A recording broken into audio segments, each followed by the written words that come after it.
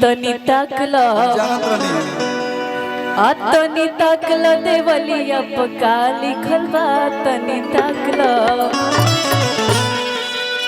आई लिखल बा I love लिखल बा आ तहरा बहिना के सोरगो तनी तकला कलुआ दुल्हा तब जइहा तनी तकला। अब हम गा देव तनी मने एगो दुगो और बाउर तो कहबो कि गाते हो हम ना चाहे ना डिम्पल जी के बोलो लेकिन गा दे तनी भैया गाय कब पैसा दे बड़े भाई हैं आप लोग हमारे आवत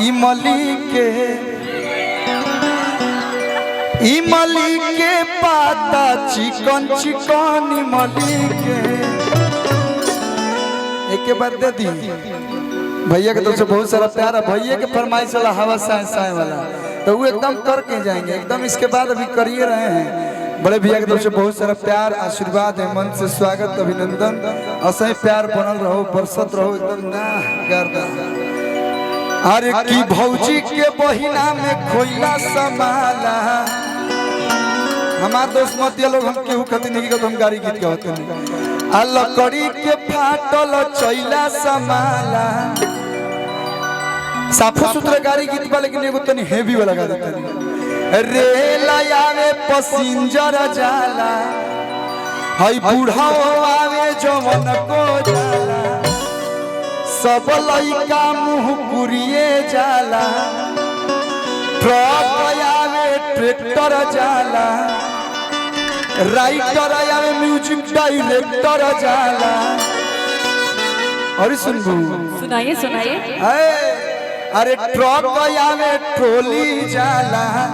पूरा गांव यही रोवली जाला हेलो हेलो हावड़ा के रेल समाला बक्सर बलिया के पुल समाला तब खेलनो के एक बोगी खाली बा कम जाली बाई मली के पाता चिकन चिकन मली के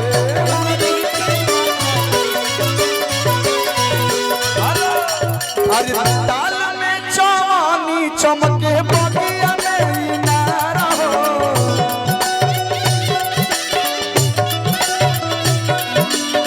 ताल में चवानी चमके बगिया में नारा हो ये कौन सा कलर है पिंक गुलाबी हई सड़िया गुलाबिया वाली हिया बड़ खिलाड़ हो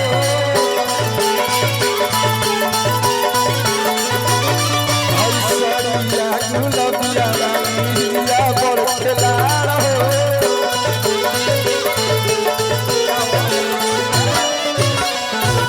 गावा गावा गावा